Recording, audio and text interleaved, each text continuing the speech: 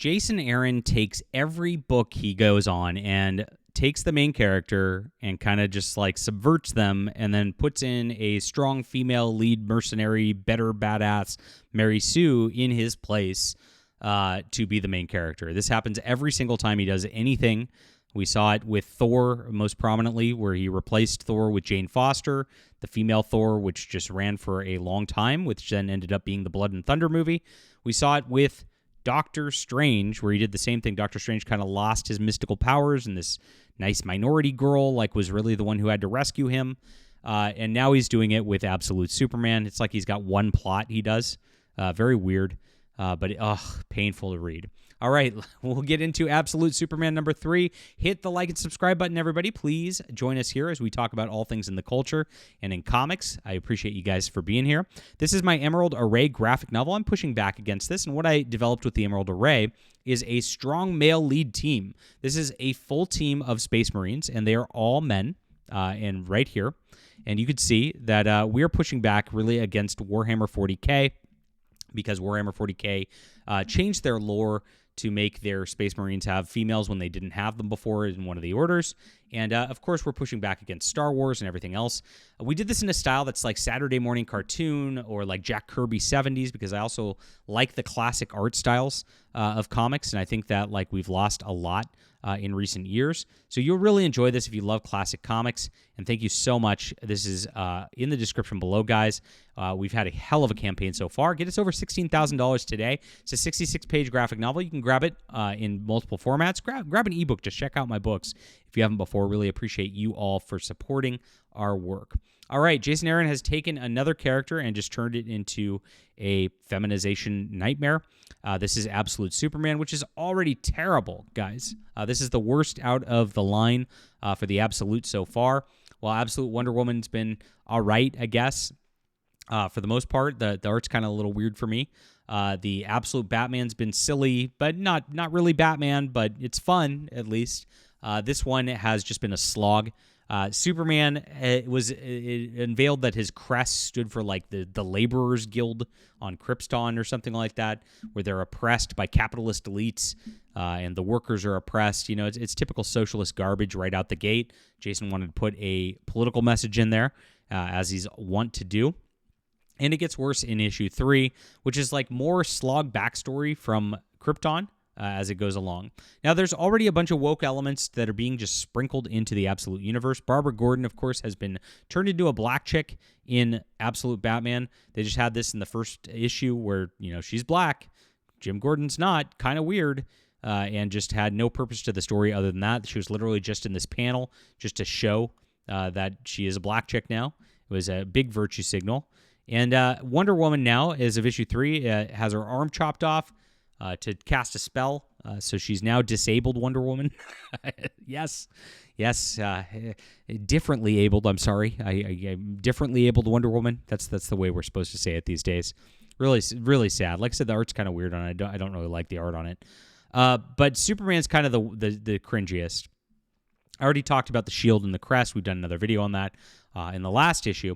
In this one, Jason Aaron's first point that he wants to make and make sure he brings it into current real-world comic things.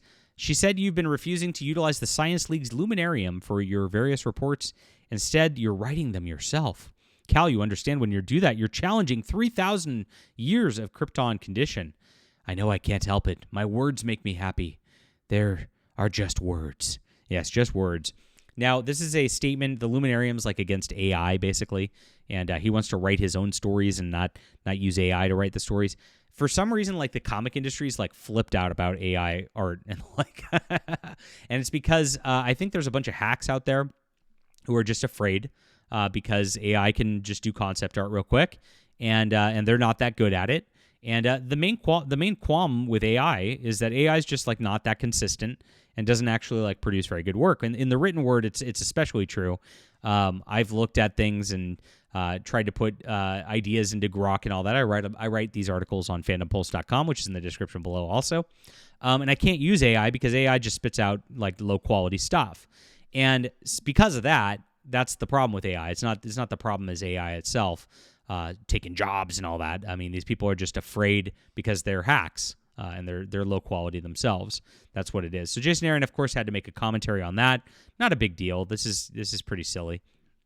But when it gets into it, this is where it gets ridiculous, and this is where, again, I wouldn't necessarily have a problem with this, like if it's a one-off thing that never happened before, but every Jason Aaron book does this. Every Marvel comic and movie does this. This is like I was watching a TV show. It's called Designated Survivor from even 10 years ago, and this Asian chick's like an FBI chick, and she gets like held and like in chains for like days on a boat, and this like trained military guy's holding her there, and she gets out of her chains and eventually and beats the crap out of the guy even from her weakened position. She's like 100 pounds. He's like 200 plus and muscular. That kind of thing's just silly. It's actually bad imagery for girls because girls are going to lose those fights and get really, really hurt thinking that, they can be strong female leads here like this. It's silly. She's got a Rob Liefeld-esque gun to try to make it look cool and all that. And again, this could be cute. This could be fun. But the problem is this is a Superman book. And you now see that the hero of this story, Kal-El, doesn't do anything. It's just backstory up until this point where like nothing happens. Very boring. And then suddenly the one piece of action that happens, the strong female lead goes out there and has to rescue his dad because his dad's been arrested. And she goes and does it with zero drama, zero problems. She just goes and does so really easy because she's such a badass strong female lead. And that's the Jason Aaron formula right there. Painfully written. And at the end of it, they are going to leave Krypton together as a family, and that's going to be what's absolute and changed about it. Now, I like the art on this, to be honest. I'm not sure who the artist is on Absolute Superman, but he does a pretty job, in my opinion. I enjoy it. I think everything looks pretty for the most part. But it is just silly watching Jason Aaron do this to yet another book. Like every single book Jason Aaron gets on, this is going to happen. And it's just like a farce at this point. Very, very sad. Now, I think the Absolute Universe is going to get even worse. Green Lantern is going to be very diverse and inclusive, virtue signaling.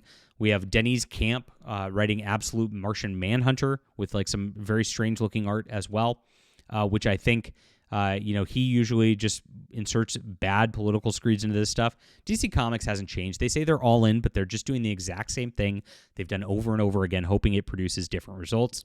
And that's what we've got with this Elseworlds universe, which, gosh, that's all people is talking about is the Elseworlds. The main universe is like dead. Nobody's even paying attention to it. Really, really sad what's going on there. Leave a comment down below with what you think about this. Hit the like and subscribe button. Make sure to check out my all-male team of Space Marines in the Emerald Array on Fund My Comic, guys. This is a great book. You're going to enjoy this. Get this. We're almost done with it. We're going to start producing this in February, and I want you to be in on an alternative to mainstream comics. It's in the description below. We'll be back soon.